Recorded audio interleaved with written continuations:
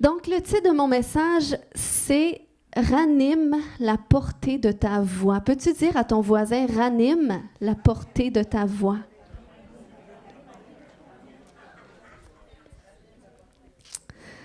Pas durant mon message, s'il vous plaît. Si vous avez des questions, je vous invite à attendre à la fin ou à aller voir directement Marlène, qui est la coordinatrice. Mais Dieu veut ranimer la portée de ta voix. Je partageais depuis un certain temps comme de quoi que, en tant qu'Église, nous sommes prophétiquement dans des temps de l'accomplissement d'Ésaïe 60.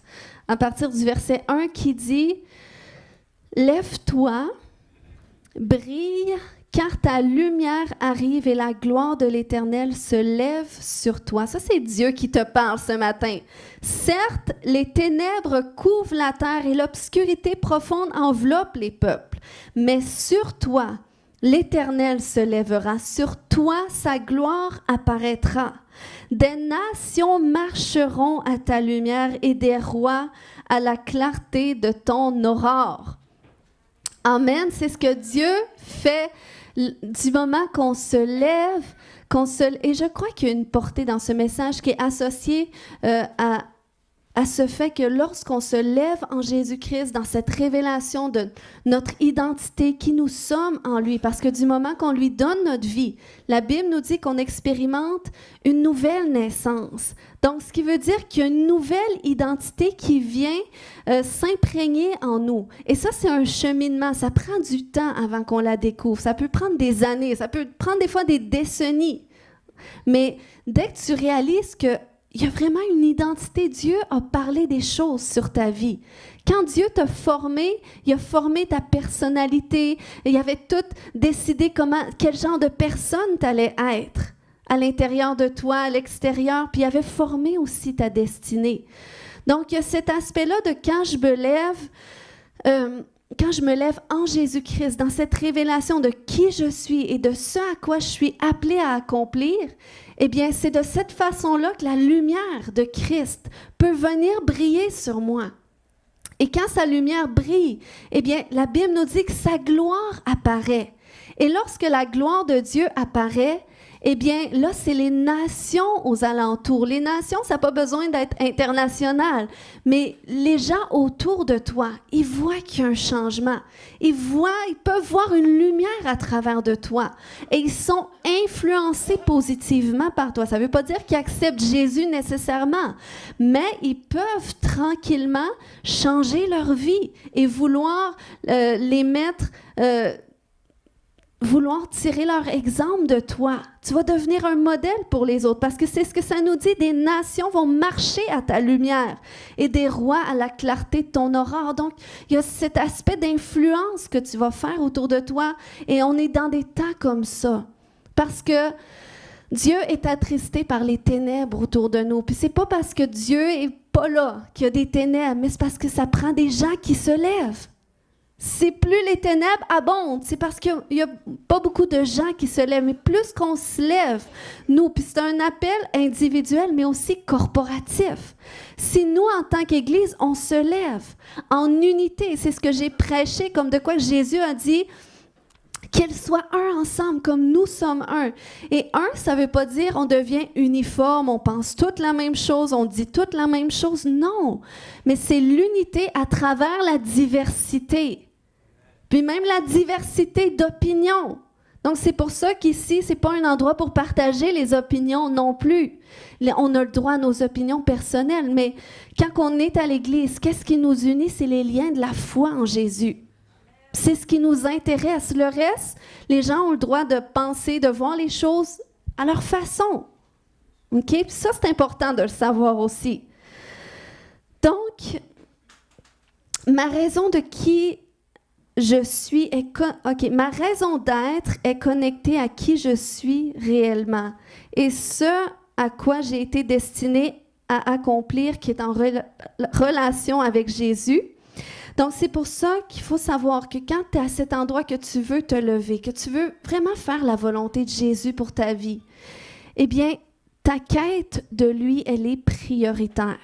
C'est important d'avoir une relation personnelle avec Jésus. C'est là que ça se produit. C'est dans sa présence que tu peux découvrir qui tu es, que tu peux découvrir sa destinée, ta destinée. Lorsque tu le questionnes sur ta vie, il va te parler. Puis, il y a cet aspect-là de quête personnelle de Jésus. Il y a cet aspect de se connecter aussi avec un groupe de personnes qui ont cette même vision par rapport à la parole de Dieu. Donc ça, c'est très important parce que même Paul, il va dire que nous, on est le corps de Christ, qu'on est tous un membre les uns des autres. Donc c'est pour ça qu'on a besoin les uns des autres. Jésus, c'est la tête, celui qui dirige le corps. Mais il dit, si un membre du corps est déconnecté du corps, ben, il ne sert plus à rien. Si le bras reste tout seul à la maison, il ne fera pas grand-chose. Il a besoin de tout le reste du corps. Donc, c'est pour ça que ça nous montre qu'on a tous... Jésus a déversé en nous des dons, des capacités, mais c'est lorsqu'elles sont connectées ensemble qu'on peut vraiment accomplir l'œuvre que le Seigneur nous appelle à accomplir. Amen. Donc, j'ai abordé cet aspect du cœur de Dieu, qui est de réconcilier les familles, parce que honnêtement, avec les dernières semaines, mon cœur était brisé devant toutes les mauvaises nouvelles que j'entends sur les familles, comment est-ce qu'il y a des choses terribles qui se produisent, et j'étais là, mais Seigneur, qu'est-ce qu'on peut faire en tant qu'Église pour que les choses changent? Et c'est là que Dieu a déposé dans mon cœur cet aspect de restaurer le modèle de famille dans l'Église, de restaurer l'unité, l'amour. Puis c'est dans la mesure que nous le vivons qu'on va pouvoir aussi le transmettre, parce qu'on ne peut pas donner l'exemple de quelque chose qu'on ne vit pas. Puis, je crois que Dieu a un cœur pour la réconciliation des familles de la terre. Parce que quand la réconciliation vient, il y a la destruction qui cesse. On voit ça dans Malachie, je ne l'ai pas devant moi, mais je veux rentrer quelques instants dans cet aspect parce que dans la Bible, il y a 2 personnes qui ont été particulièrement mentionnées comme ayant une onction pour la réconciliation, pour ramener le cœur des pères vers les fils, ou le cœur des mères aussi, OK?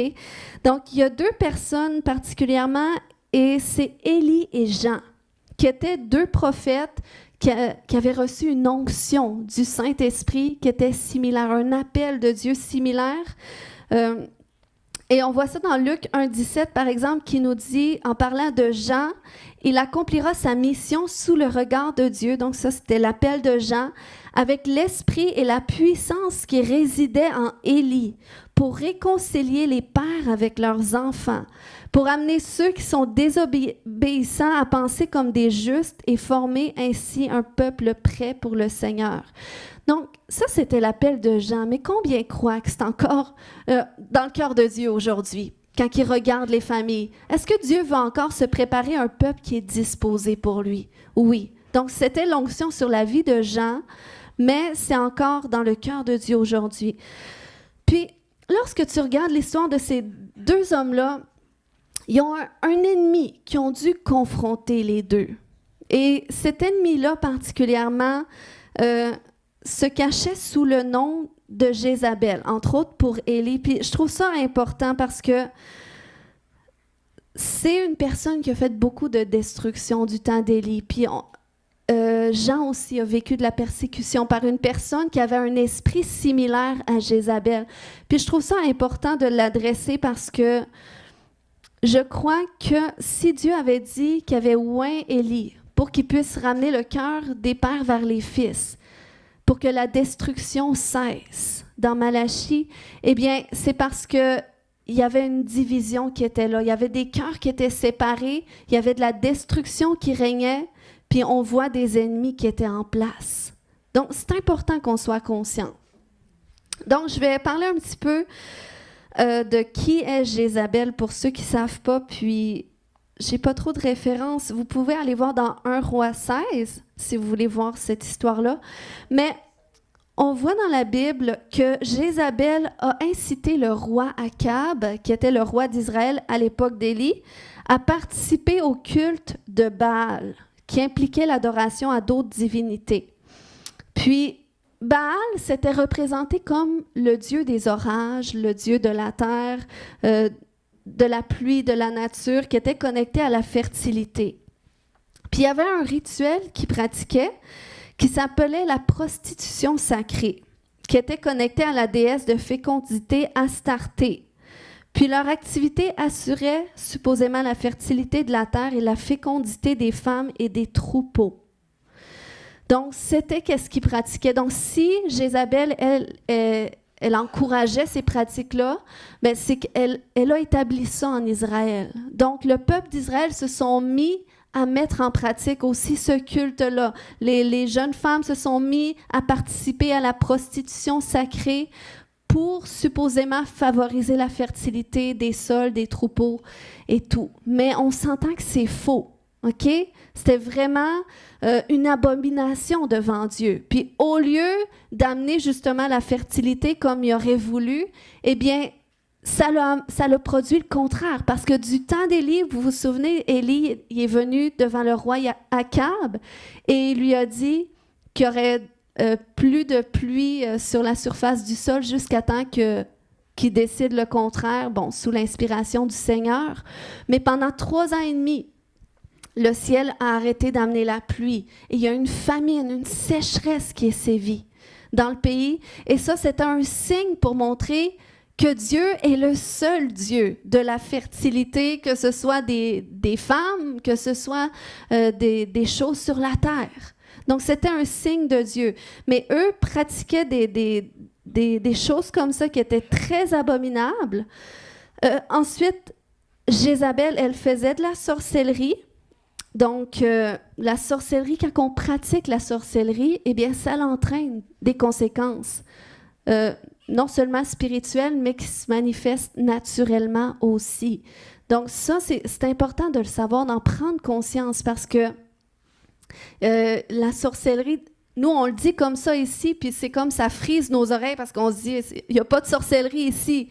Mais la sorcellerie se cache à travers toutes sortes de pratiques, de rituels. Du moment que tu te confies en autre chose que Dieu pour retirer un gain particulier, une protection particulière, même si on dit que c'est un saint, même si on dit que c'est ton grand-père, ta grand-mère, tu ne peux pas savoir si ce que tu invoques, c'est vraiment qu'est-ce que tu aimerais invoquer dans ton cœur.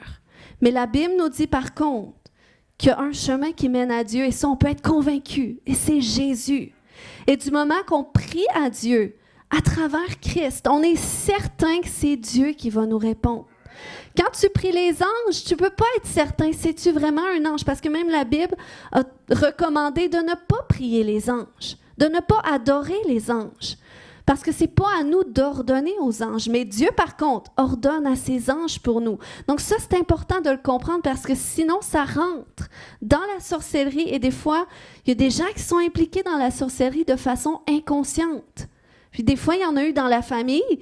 Et là, on se retrouve à vivre des blocages, comme au temps d'Élie. On se retrouve dans des sécheresses spirituelles, dans des blocages, comme si on vit sous un ciel fermé. Eh bien, des fois, ça peut être à cause de ça. Et je prends l'exemple d'une jeune dame que j'ai commencé à accompagner récemment.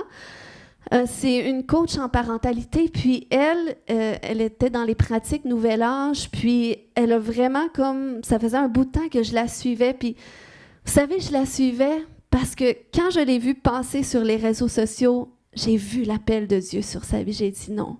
J'ai dit, cette fille, oui, elle partage des trucs, Nouvel Âge, bon, à travers son coaching que je trouvais intéressant, mais les trucs du Nouvel Âge, ça me frisait les oreilles, comme on dit ici. Mais je disais non, elle a vraiment quelque chose de Dieu sur sa vie. Donc, j'ai continué à la suivre, même si des fois, ça me dérangeait qu'est-ce que je voyais passer. Mais Dieu m'a vraiment montré, en tout cas, j'ai eu des rêves d'elle, tout ça, jusqu'à temps que Dieu ouvre une porte. Et j'ai pu la contacter et finalement, elle venait tout juste d'accepter Jésus. Puis elle avait tellement de questions parce qu'elle était mélangée entre les pratiques Nouvel Âge puis la chrétienté. Donc, par la grâce de Dieu, j'ai commencé à l'accompagner. Puis elle me disait que ça faisait pas tant de temps qu'elle avait justement reçu des dons de clairvoyance à travers un cours qu'elle avait suivi. Mais elle disait autant qu'elle pensait qu'elle trouvait le chemin. Elle se sentait de plus en plus anxieuse, de plus en plus tourmentée, mais pourtant, elle faisait du bien aux gens à travers ses dons. Mais vous voyez, quand ta source n'est pas Dieu directement, eh bien, ça te coûte quelque chose. C'est le diable, c'est à travers l'ennemi, finalement, que tu peux hériter, oui, d'autres pouvoirs, mais ça va augmenter ton tourment, ta captivité. Donc, c'est important à faire attention. Donc, Jézabel faisait de la sorcellerie et elle a aussi assassiné des prophètes. Donc, elle était furieuse contre les prophètes. Donc, contre tous les hommes qui parlaient de la part de Dieu, qui avaient une onction de la part de Dieu pour être les porte-paroles de Dieu. Et ça, elle ne pouvait pas les endurer. Pourquoi? Parce que les prophètes marchaient dans l'autorité déléguée de Dieu pour renverser les œuvres de l'ennemi et rétablir la justice de Dieu. Donc, à cause de ça, parce qu'elle le savait, un jour, elle a assassiné des centaines de prophètes. Donc, c'est pour ça que Élie, à un moment donné, est arrivé, je l'ai dit un peu plus tard, dans 1 Roi 17, il est arrivé devant le roi et il a dit « Aussi vrai que l'Éternel, le Dieu d'Israël, que je sers est vivant, il n'y aura ces prochaines années ni rosée ni pluie, sauf si je le demande. » Donc, il a fait ça pour que ce soit un signe que c'est vraiment le Dieu vivant, le Dieu d'Israël qui peut amener la pluie en chaque saison et amener la providence. Donc, il a fait ça et là, Jézabel, après ça, elle a cherché même à le tuer. Et après ça, si on va dans l'histoire de Jean, Jean, c'était un prophète. Il avait aussi reçu une onction de la part de Dieu pour être un porte-parole, pour préparer des cœurs disposés pour le Seigneur. Mais il y avait une dame qui détestait Jean et elle s'appelait Hérodiade. Donc, s'il y en a qui cherchent des noms de filles, chacun ses goûts. Elle s'appelait Hérodiade. Puis elle détestait Jean. Pourquoi? Parce que Jean, à cause de son mandat de préparer un cœur disposé pour le Seigneur, il prêchait un message de vérité. Et quand il allait devant le roi Hérode, il lui rappelait que Hérode était dans l'adultère, parce que Hérode avait pris la femme de son frère pour en faire sa femme. Donc, à cause de ça, à cause de la vérité, elle voulait faire taire sa voix. Donc, un jour, au moyen de la séduction à travers de sa fille, elle a fait en sorte que la tête de Jean soit coupée, juste à cause de ça. Mais vous voyez comment est-ce que cet esprit, elle est déchaînée pour faire taire les voix. Et, OK, pourquoi je parle de tout ça aujourd'hui? C'est parce qu'aujourd'hui, on n'est plus dans le temps d'Élie ou de Jean, mais on est dans les temps de la Nouvelle Alliance. Lorsqu'on lit la Bible, tu as l'Ancienne Alliance, l'Ancien Testament est dans l'Ancienne Alliance, et tu as la Nouvelle Alliance. À partir du moment que Jésus est venu sur la terre, eh bien, on lit dans les Écritures que Jésus a fait son parcours et ensuite, il est allé sur la croix pour mourir pour les péchés du monde, pour tous ceux qui viendraient à lui pour qu'ils soient sauvés, pour que leur connexion avec Dieu soit restaurée. Eh bien, quand Jésus est reparti au ciel, après il est ressuscité d'entre les morts, et là, c'est son Esprit Saint. Ce matin, on a prié que son Esprit vienne, que c'est ni par force, ni par puissance, mais c'est par son Esprit, l'Esprit de Jésus. Son Esprit, elle est descendue le jour de la Pentecôte, il y a plus de 2000 ans. Et c'est à partir de ce moment-là que les apôtres ont commencé à pouvoir continuer le ministère de Jésus. Parce que là, ils ont été revêtus de la puissance d'en haut pour faire les mêmes miracles que Jésus, pour prêcher au nom de Jésus et que Jésus confirme sa parole par des signes. Donc ça, c'est dans l'ère que nous sommes encore, parce que le Saint-Esprit est encore là aujourd'hui. Et lorsque tu dis lorsque tu donnes ta vie à Jésus, tu expérimentes ce qu'on appelle la nouvelle naissance. Mais tu peux vivre aussi une autre expérience qui est le baptême du Saint-Esprit. C'est cette immersion avec le Saint-Esprit où est-ce qu'il vient te revêtir de sa puissance, de ses capacités pour accomplir ce à quoi il t'appelle. Et ça, c'est disponible pour tout le monde. Puis même... La Bible nous dit, je ne l'ai pas ici à l'écran, mais ça dit dans Joël 2,28 qu'après cela, il répandrait son esprit sur toute chair et que ses fils et ses filles prophétiseraient. Donc, vous voyez, nous sommes dans l'ère où est-ce nous sommes désormais du moment qu'on accepte Jésus dans notre vie, on reçoit cette capacité d'être la voix de Dieu sur la terre. C'est ça la prophétie, c'est d'entendre qu'est-ce que Dieu dit et de le parler.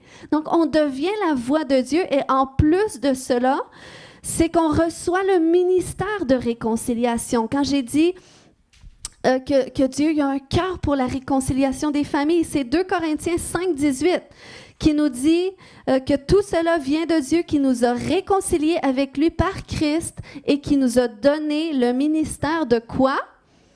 La réconciliation. Donc, on a reçu cette onction prophétique pour pouvoir parler de manière inspirée de la part de Dieu dans la vie de quelqu'un. Donner un conseil que... Est-ce que ça a déjà arrivé à des gens? Tu donnes un conseil à quelqu'un, tu dis « Hey, mais c'était donc bien intelligent ce que j'ai dit. » Ou « J'aurais jamais pensé à ça, mais il me semble que c'était tellement clair. » Mais ça, c'est le Saint-Esprit en toi qui parle. Donc, c'est une forme de prophétie et Dieu veut nous utiliser comme ça. Et il a mis sur nous une onction pour la réconciliation. Combien ont expérimenté des réconciliations depuis qu'ils ont donné leur vie à Jésus? Ça, c'est l'onction de réconciliation. J'aimerais voir toutes les mains levées, mais je sais que c'est en processus, sinon.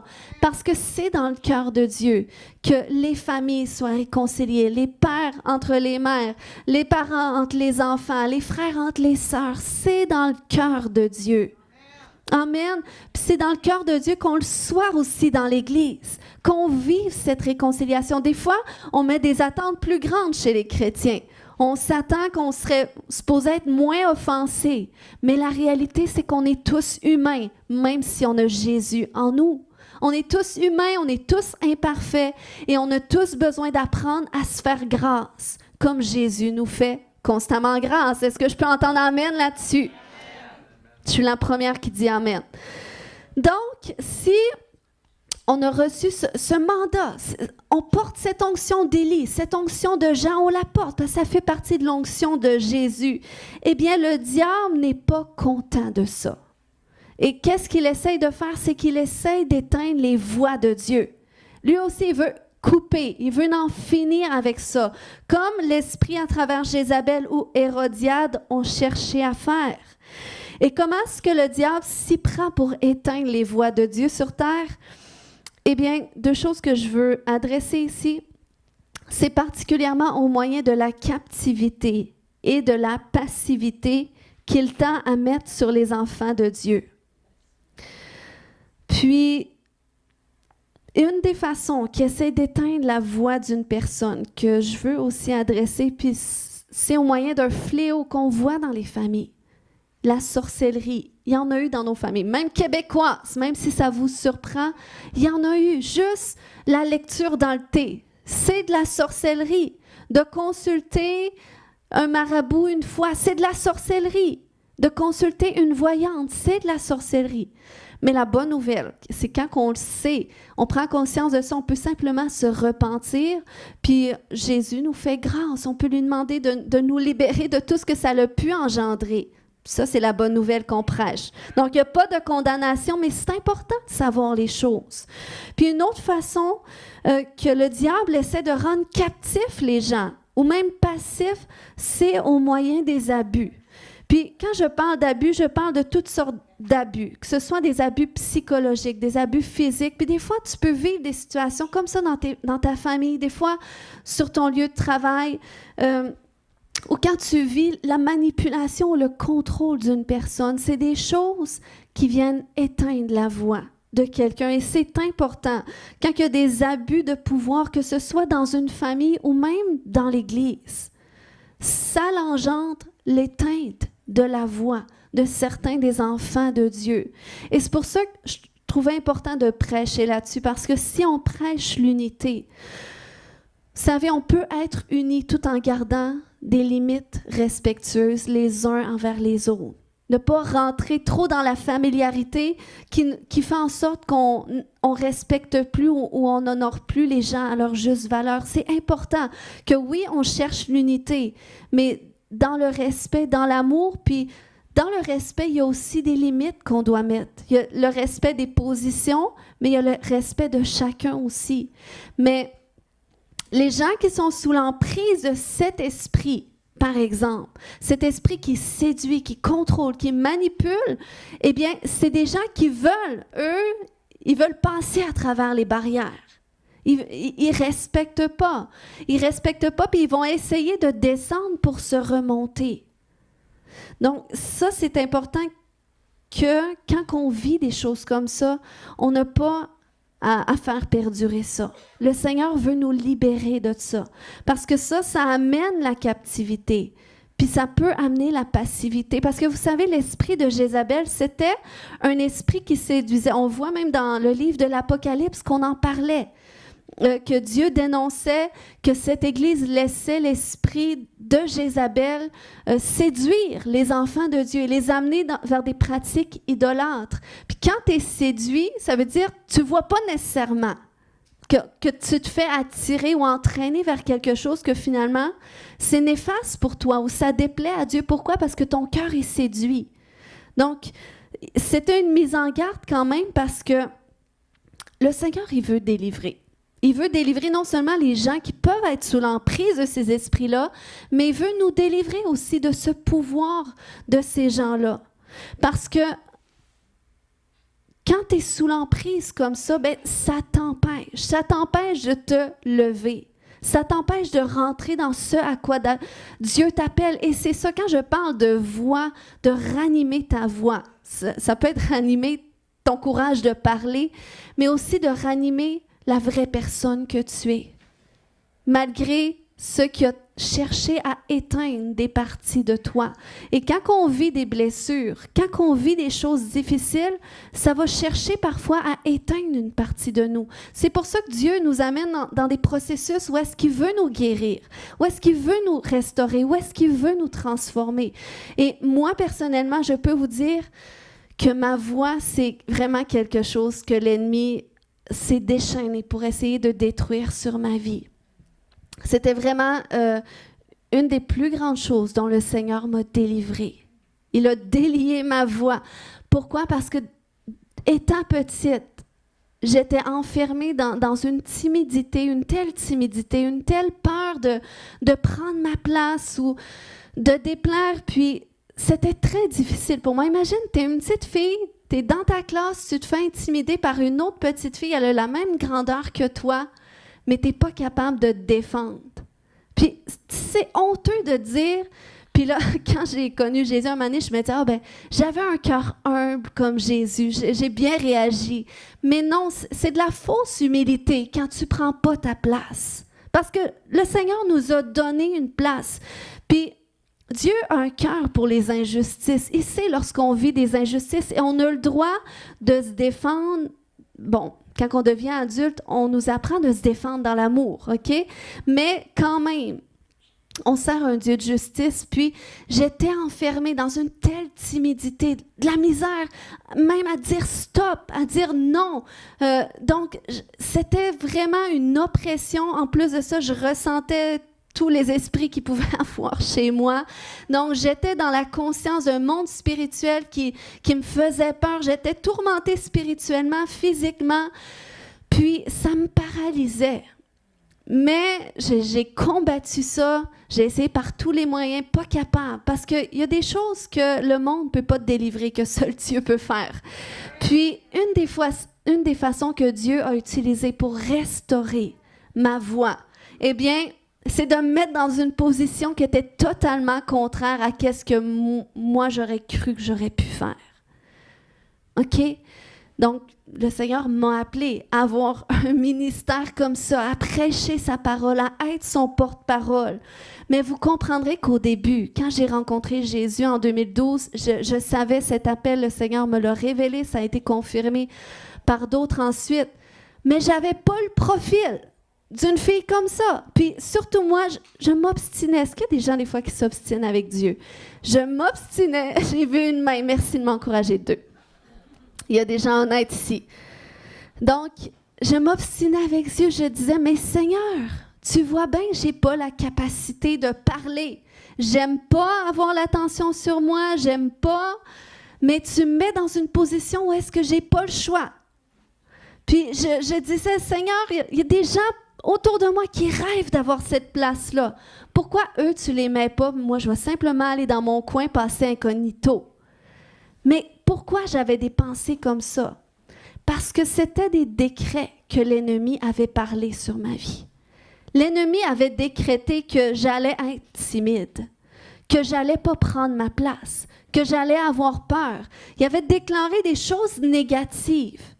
Et s'il avait déclaré cela, c'est pourquoi? Parce que le diable n'est pas un créateur. Il va voler qu'est-ce que Dieu t'a donné pour te l'enlever. Donc, ça veut dire que dans ce à quoi Dieu t'a béni, eh bien, le diable va essayer d'aller te le voler. Donc, c'est pour ça que même il avait parlé au prophète Jérémie en disant dans Jérémie 1,5, « Avant de t'avoir formé dans le sein de ta mère, je t'ai choisi. Et avant ta naissance, je t'ai consacré. Je t'ai destiné. » Bon, pour sa part, c'était à être un prophète pour les peuples. Mais ça, Dieu l'a fait pour chacun d'entre nous. Quand on était dans le ventre de notre mère, il nous avait consacrés. Il nous avait destinés à quelque chose. Donc, avant que l'ennemi ne fasse quelconque ravage dans notre vie, Dieu a parlé sur notre vie. Il a parlé des bénédictions. Il a parlé des grâces spéciales. Mais vu qu'on est dans le péché, eh bien, le diable sait de quelle façon venir voler des bénédictions que Dieu a parlé, puis pour les corrompre, puis pour qu'on croit finalement qu'on les a pas. Donc, c'était ça. L'ennemi avait parlé négativement sur ma vie. Je pensais que c'était ça, la vérité. C'était ma réalité. Mais la vérité, c'est que Dieu, depuis le départ, c'est ce qu'il avait déclaré sur ma vie. Il avait déclaré que je serais dans cette position, que je serais sa représentante. Donc, ici, ce matin, je suis ici pour t'encourager. Que quelles que soient les difficultés que tu vis présentement, sache que la majorité de ces difficultés, ce n'est que le diable qui est venu voler la portion dans laquelle tu avais été béni auparavant. Et c'est possible pour toi de restaurer cette portion. C'est même pour ça que le Seigneur t'a appelé. C'est même pour ça, tu n'es pas ici dans sa maison parce que ça te tentait d'être là. Tu es ici parce que c'est lui qui t'a amené ici. Parce qu'il voulait que tu entendes sa parole, parce qu'il voulait que tu le connaisses. Parce qu'il y avait un appel pour toi, parce qu'il sait que qu'est-ce que tu vis présentement, peut-être c'est déjà bien, ou peut-être c'est pas bien du tout. Mais Dieu a plus, et il y a des projets de paix pour ta vie, des projets de bonheur. Il y a une espérance, même malgré ces ténèbres qui nous entourent. Sa lumière et sa gloire sont là, et sont à se lever sur toi. Amen. Donc c'est pour ça que quand Dieu a conduit le prophète Ézéchiel devant la vallée d'ossements desséchés, eh bien, Dieu a commencé à dire à Ézéchiel, est-ce que ces os pourront revivre? C'était quoi ces ossements? Ça représentait toute l'armée d'Israël qui avait plus rien à faire avec, qui était en sécheresse totale. Mais Dieu dit quand même, est-ce que ces os pourront revivre? Et Ézéchiel dit, c'est toi qui le sais. Et là, Dieu a commencé à dire, prophétise sur ces os. Ranime ta voix, ouvre ta bouche et commence à déclarer sur ces os. Pourquoi? Parce que qu'est-ce que tu vois? C'est ce que l'ennemi a cherché à faire avec mon peuple. Et pourquoi l'ennemi a cherché à faire ça? Parce que depuis le début, moi j'avais déclaré que ce serait une armée puissante, qui serait redoutable parmi toute la terre. Donc l'ennemi est venu juste voler Mais qu'est-ce que j'ai dit, c'est encore là. Donc, commence à déclarer que chaque partie revienne ensemble jusqu'à ce qu'elle se tienne debout. Et quand ils vont être debout, mon esprit va descendre. Appelle mon esprit. Et c'est ce qui se produit lorsque tu dis, peut-être, je suis un peu tout croche parce que j'ai vécu des choses difficiles, parce que j'arrive de loin, mais je choisis quand même de me lever dans qu'est-ce que je suis présentement, puis je choisis de commencer à voir qu'est-ce que Dieu a parlé sur ma vie. Et ça, je veux me lever là-dedans par la foi. Et parce que je me lève, son esprit va venir et va ramener la vie, va restaurer, va restituer qu'est-ce que le diable a volé. Est-ce que je peux avoir un amen ce matin? Parce que Dieu a plus pour toi que qu'est-ce que tu vis présentement. Puis quand tu vis des difficultés dans ton mariage, quand tu vis des difficultés financières, quand tu vis des difficultés de santé, c'est les décrets de l'ennemi sur ta vie ou sur la vie de tes proches. Mais maintenant, la question que tu dois te poser, si l'ennemi a décrété ça, eh bien, qu'est-ce que Dieu a dit auparavant? Parce que Dieu a parlé avant. Est-ce que Dieu n'a pas dit qu'il donnerait la santé? Est-ce que Dieu n'a pas dit en plus de ça que par ses meurtrissures, je peux être guéri? Amen. Est-ce que Dieu n'a pas dit que l'homme quitterait son père et sa mère, s'attacherait à sa femme, qui deviendrait une seule chair, qui deviendrait un, comme Christ est un avec son Église, comme Christ a donné sa vie pour son Église.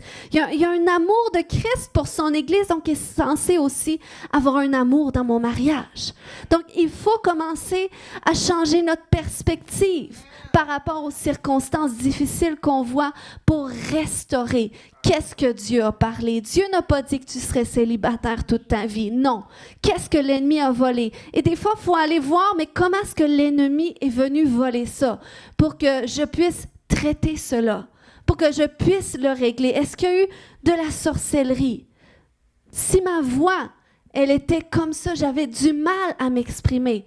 J'avais des traumatismes derrière moi qui avaient besoin d'être traités. Et ça, ces choses-là, des fois, on a le goût de dire juste, Seigneur, enlève tout, prends tout, je te donne tout. Des fois, on pense on chante ça, je te donne tout.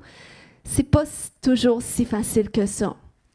Des fois, il faut aller retourner sur ces choses-là et permettre à Dieu de nous amener dans nos processus de guérison, de transformation, de restauration.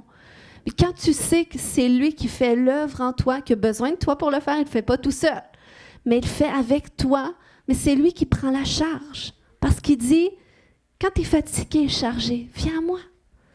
Moi, mon joug est doux et léger. Donc, même si cette condition est difficile, mon joug est doux et léger. Amen. Donc, le Seigneur parle sur ta vie. Il a parlé des bonnes choses. Il a parlé des promesses glorieuses qu'on voit dans sa parole. Amen. Et nous sommes appelés à restaurer les décrets de Dieu sur notre vie. Qu'est-ce que Dieu? Dieu a créé la terre, tout ce qu'elle contient par des décrets. C'est quoi un décret? C'est une formulation d'une déclaration de quelque chose. Tu déclares. Puis, tu peux déclarer la vie dans quelque chose, comme tu peux déclarer aussi la parole de Dieu dans une situation. Qu'est-ce que la Bible dit? Tu peux savoir que c'est ce que Dieu dit aussi sur ta vie. Puis, quand tu ne sais peut-être pas qu'est-ce que la Bible dit, mais tu peux savoir que si tu parles, tu déclares la restauration, c'est la volonté de Dieu. Quand tu déclares la réconciliation, c'est la volonté de Dieu. Quand tu déclares tout ce qui est amour, ça s'aligne avec son cœur. Et Dieu va l'accomplir. Pourquoi? Parce qu'il dit, je suis derrière ma parole. Je veille sur ma parole pour l'accomplir. Et nous sommes le son à la parole de Dieu. C'est pour ça qu'il a besoin de ta voix. Il a besoin que tu ouvres ta bouche et que tu commences à dire comment les choses doivent se passer. Que tu dises, non, cette situation que je vis présentement, c'est assez. Voilà qu'est-ce que Dieu a dit. Et voilà sur ce à quoi j'établis ma foi. Amen. Ce qui ont... l'apôtre Jane Hammond, que j'ai vu la semaine passée, elle a dit un décret prophétique, une parole prophétique, elle a le pouvoir de tout changer. Lorsque tu t'associes, quand tu sais qu'est-ce que Dieu dit dans ta situation, puis que tu t'associes à ça, ça a le pouvoir de tout changer. Amen. Donc, c'est important de réaliser la puissance qu'on a derrière notre bouche. Amen. C'est comme ceux qui ont expérimenté, il y a des gens ici qui ont expérimenté du ministère de délivrance, qui étaient tourmentés. Je ne suis pas gênée de dire de lever les mains et les pieds. Okay? Toutes les portes ouvertes d'esprits démoniaques, j'ai dû les avoir sur ma vie. J'ai dû être délivrée de tellement de choses par Dieu. Merci Seigneur qui l'a fait.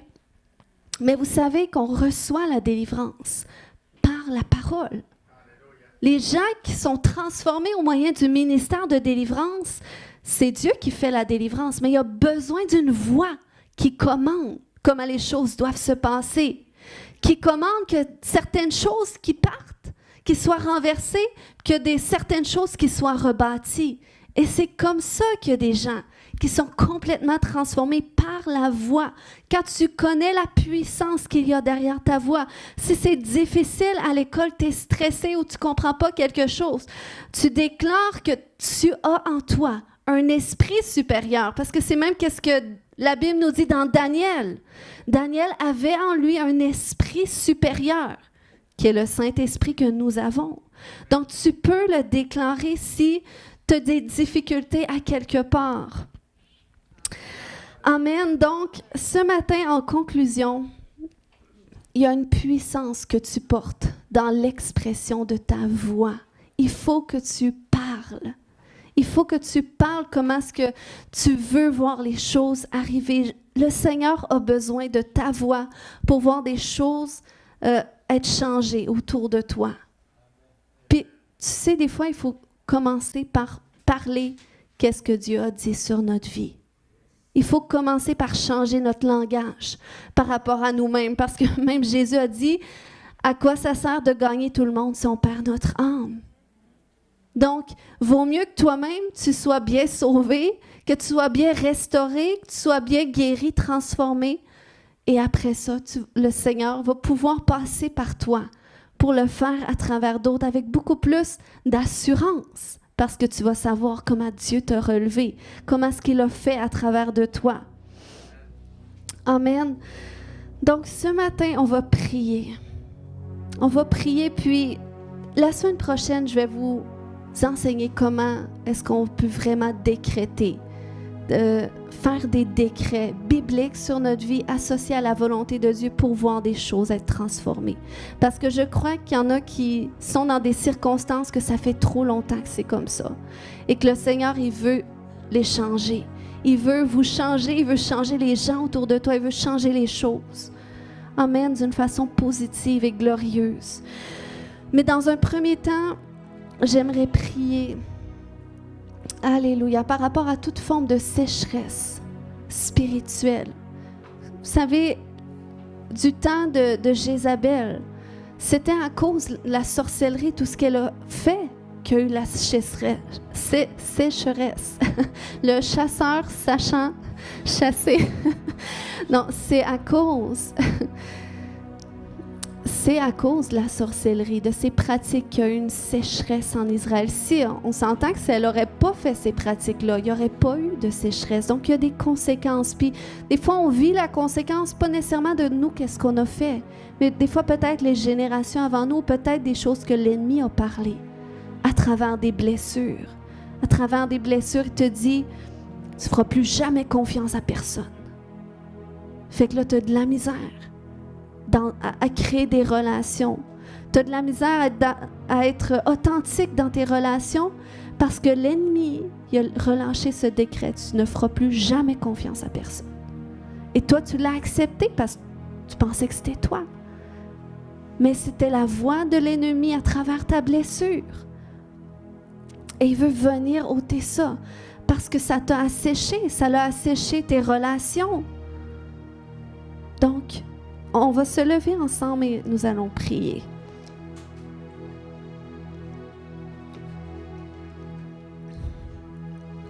Alléluia. Est-ce qu'il y a des gens qui n'ont jamais tout donné leur vie à Jésus, qui n'ont jamais fait cette prière pour dire « Seigneur Jésus, je veux te donner toute ma vie ». S'il y a des gens qui ont... Si vous l'avez déjà fait une fois, on n'a pas besoin de le refaire. C'est vraiment une prière qu'on fait une fois. Puis on peut avoir la conviction qu'on est sauvé. Mais s'il y a des gens qui n'ont jamais fait cette prière pour dire « Seigneur Jésus, je veux te donner toute ma vie. Je veux t'accepter comme Seigneur, comme Sauveur. Je veux prier avec toi. » Tu peux lever la main où est-ce que tu es.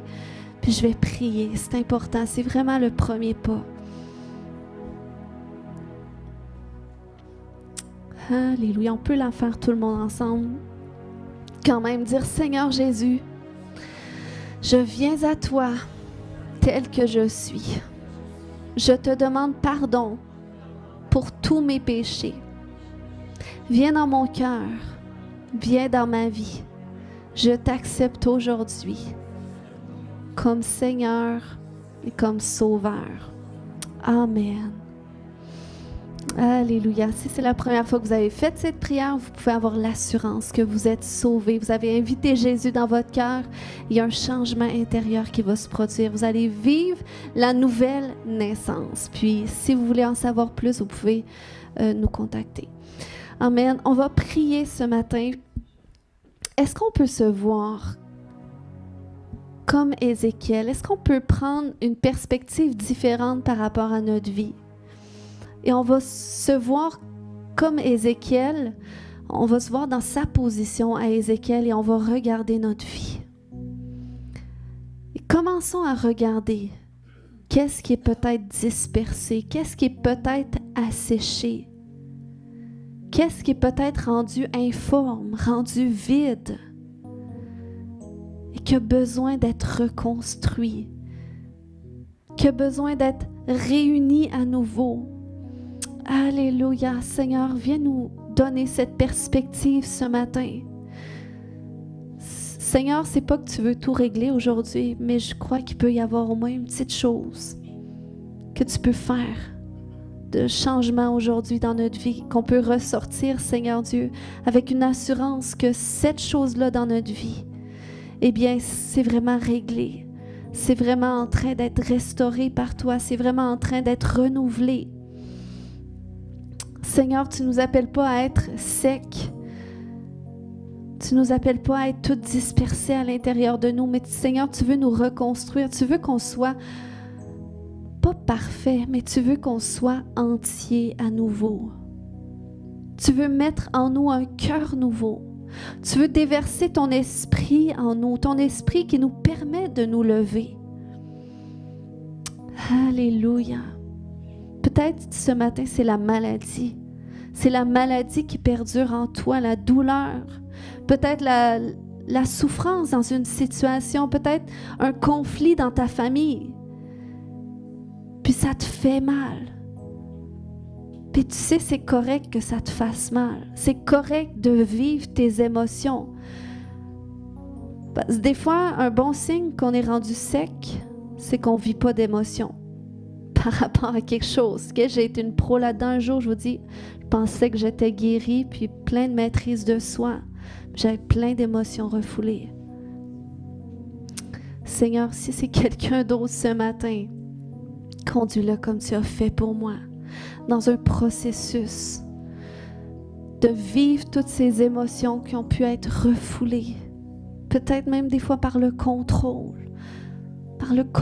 que l'ennemi a voulu, Seigneur, amener en nous, Seigneur Dieu, le contrôle de soi. Tu n'as pas dit de se contrôler, mais de se maîtriser. Alléluia. Seigneur, viens faire cette œuvre de renouveau dans ton peuple, Seigneur Dieu. Où est-ce que, Papa, on accepte d'admettre, Seigneur Dieu, les choses qui ont besoin d'être transformées, d'être travaillées en nous, Seigneur, parce qu'on ne veut plus rester les mêmes. On veut vraiment avancer de gloire en gloire. On veut vivre la plénitude de qu'est-ce que tu as pour nous. Alléluia. Alors que tu vois les situations qui sont dispersées à l'intérieur de toi, ces ossements desséchés, j'aimerais que tu fasses comme Ézéchiel et que tu commences à parler parler à ces choses. Que tu commences à dire à la maladie, tu dois partir maintenant. Tu dois partir parce que mes organes doivent se restaurer maintenant. Tu dois partir, douleur, parce qu'il est temps que mes nerfs reviennent ensemble et soient restaurés. Arthrite, arthrose, tu ne peux plus rester un moment de plus, parce que Dieu est en train de restaurer mes ligaments maintenant. Il est en train de restaurer mes genoux, parce qu'il a dit que je courrais sans me lasser, que je marcherais sans me fatiguer. Donc maintenant, cette situation qui perdure, cette division qui perdure dans mes relations, moi, je ne veux plus être divisée dans mon âme. Donc, esprit qui divise mon âme, rancune, rancœur, amertume, commence à parler. Est-ce que des gens qui ont une voix ce matin? J'ai dit que c'était le jour de ranimer ta voix. Alors commence ce matin à parler à tes circonstances. Commence à parler aux choses qui sont secs. Leur dire maintenant, vous devez soit partir ou vous devez vous reconstruire. Alléluia. Cette relation qui est brisée avec mon enfant, cette relation qui est brisée avec mon frère, ma sœur, au nom de Jésus, maintenant c'est assez. Maintenant c'est assez. Oui, j'ai été fautif. Oui, je l'ai offensé. Oui, j'ai peut-être menti. Mais aujourd'hui, je me repens. Parce que quand je libère le pardon, je libère la reconstruction des choses. Alléluia. Commence à parler ce matin. Commence à parler à tes situations. Alléluia, si c'est la peur aujourd'hui, commence à dire c'est assez peur, c'est assez peur. Alléluia, c'est assez. Je ne veux plus être paralysée par la peur, je ne veux plus que la peur m'empêche de parler, m'empêche de m'exprimer, m'empêche de prendre ma place. Ce matin, j'aimerais, alors qu'on reste dans cette atmosphère, s'il y a des gens, vous savez, j'étais littéralement sous le pouvoir d'un esprit muet, OK? Ce qui faisait que j'avais du mal à m'exprimer. C'était tellement difficile de prêcher avec un esprit muet, je vous dis. Mais bon, par la grâce de Dieu, le Seigneur m'a accompagnée. Mais s'il y en a qui sentent que c'est leur combat, peut-être le témoignage que j'ai partagé, vous sentez qu'il y a des oppressions qui vous empêchent d'être vous-même, que vous savez que vous êtes plus que ça, mais c'est comme il y a des limitations, il y a des blocages. Je veux prier, je crois qu'il y a une onction ce matin qui est libérée pour toi, pour que tu sois complètement libre, que ton estime de toi, ta confiance en toi soit restaurée. S'il y a des gens ce matin, je veux prier avec vous. Puis si tu dis, ben moi c'est pas ça, mais je veux quand même que tu pries pour moi. Alors viens devant, puis on va prier, puis il y a mon équipe de prière ce matin qui va prier aussi. Alléluia. Seigneur, je te remercie pour qu'est-ce que tu fais ce matin. Alléluia. Gênez-vous pas. Je vous dis, moi, s'il y aurait eu un appel comme ça à l'époque, j'aurais été la première à m'avancer. Alléluia. C'est pour ça. Amen. OK. Alléluia. Tous ceux que c'est pour, qu'est-ce que j'ai dit, pour la voix, qu'elle soit restaurée, venez de ce côté-là. Si c'est pour autre chose, vous pouvez aller là. On va prier ce matin. On va prier en groupe. Alléluia. Oh,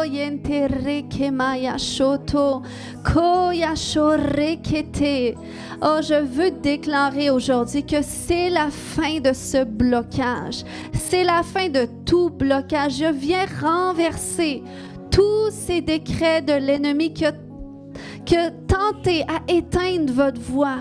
Au nom puissant de Jésus. Au nom puissant de Jésus, qu'est-ce que ton père, qu'est-ce que ta mère a déclaré sur ta vie qui était négatif? Peut-être c'est des mensonges que tu as acceptés. Mais aujourd'hui, j'aimerais que tu dises non, je renonce à ça. Seigneur, je veux m'associer à qu'est-ce que toi tu dis de moi. Alléluia. Seigneur, je libère la révélation de qui ils sont pleinement en toi. Et alors que tu le fais, Père, je commande, Seigneur Dieu, à cet esprit muet, Seigneur Dieu, de quitter maintenant dans le nom de Jésus. Alléluia. Tout esprit d'auto-sabotage, tout esprit de rejet de soi, tout esprit de honte et de peur, au nom de Jésus, tu quittes maintenant. Est-ce qu'on peut expirer quand on dit tu quittes? Parce que Alléluia, tu quittes au nom de Jésus. Alléluia, tu libères les vies maintenant. Au nom de Jésus, je brise toute connexion à l'esprit de Jézabel, à la sorcellerie, au contrôle. Au nom de Jésus, tu ne seras plus intimidé. Tu ne seras plus intimidé. Au nom de Jésus, tu vas prendre ta place. Tu vas prendre ta place. Au nom de Jésus, je libère sur toi cette guérison. Maintenant, cette restauration complète de ta voix, de qui tu es. Une personne extraordinaire que tout le monde a besoin d'entendre. Il y a beaucoup de conseils de toi. Tu es une femme de conseils, mais tu sais que c'est un don que Dieu t'a donné. Le conseil. Le conseil est dans ta bouche. Le conseil est dans ta bouche. Alléluia. Oh Seigneur, déverse plus de toi. Ton amour, Seigneur Dieu. Ton amour, Papa. Tu vois, Seigneur Dieu, tout ce qu'elle a tellement porté, Seigneur. Tu lui as donné une grande capacité. Mais le Seigneur, il dit, c'est maintenant le temps pour moi de te porter. Tu as porté beaucoup jusqu'ici, mais maintenant tu rentres dans cette phase où est-ce que c'est moi qui va te porter. Et je vais te transporter là où est-ce que je t'appelle. Et c'est moi-même qui va pourvoir à tes déplacements. Parce que les déplacements vont continuer. Alléluia, parce qu'il y en a d'autres qui ont besoin d'entendre les conseils que tu portes. Seigneur, je te remercie pour cette sagesse, ces révélations. Je vois même des rêves que tu vas recevoir sur des personnes. Tu vas voir des situations. Eh bien, ça, on appelle ça des paroles de connaissance, des révélations que Dieu te donne et ça va t'inspirer des conseils. Tu vas dire là, tu vas devoir faire telle chose parce que tu vas l'avoir vu en rêve. Je libère ça dans le nom de Jésus. Amen. Alléluia. Alléluia. Je déclare que cette arthrite, cette arthrose maintenant, tu libères dans le nom de Jésus. Toute limitation, toute sécheresse, maintenant tu t'en vas. Alléluia. Alléluia. Tu es une femme extraordinaire. Une femme aimable. Aimable. Aimable qui mérite d'être aimée. Alléluia. Une femme tellement précieuse. Tellement précieuse. Alléluia. Seigneur, je la libère ce matin par ta parole, Seigneur Dieu, de tout traumatisme qu'elle a vécu, Père. Et même des traumatismes associés par des choses, Seigneur Dieu, auxquelles, Papa, peut-être qu'elle pouvait peut-être déranger quand elle était petite, Seigneur Dieu, qu'elle se mettait le nez ou les mains où est-ce qu'il fallait pas. Puis, Seigneur, qu'on l'a méprisée pour ça, Père. Mais au nom de Jésus, Seigneur, tu viens restaurer sa personne. Tu viens restaurer qui elle est. Et tu la libères de toute forme de peur aujourd'hui. Au nom de Jésus, peur de trop prendre de place, peur de déranger. C'est fini. Maintenant, il y a une acceptance de toi qui vient. Une confiance en toi. Que non, tu ne dérangeras pas. Non, tu ne prendras pas trop de place. Les gens ont besoin de qui toi tu es. Ils ont besoin que tu prennes ta place. Alléluia. Merci Seigneur pour ton amour. Amen. Alléluia. Kaya shoroko bata. Koya shoreketede. Au nom de Jésus, je commande à tout esprit d'angoisse, d'anxiété, tout esprit muet maintenant, au nom de Jésus, tu la libères. Tu les libères tous maintenant dans le nom de Jésus. Tu libères maintenant. Alléluia, tu libères.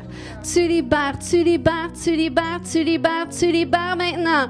Tu libères maintenant, mesdames, il va falloir commencer à prendre votre place, à ouvrir la bouche, à parler, à déclarer, à dire, même quand vous ne voulez pas dire, parce que c'est comme ça que Dieu aussi restaure notre voix. C'est par la place qu'on prend. Koremaya shoto. Oh, je libère cette onction sur toi qui te guérit, qui te délivre, qui restaure ta voix, qui restaure qui tu es au nom de Jésus.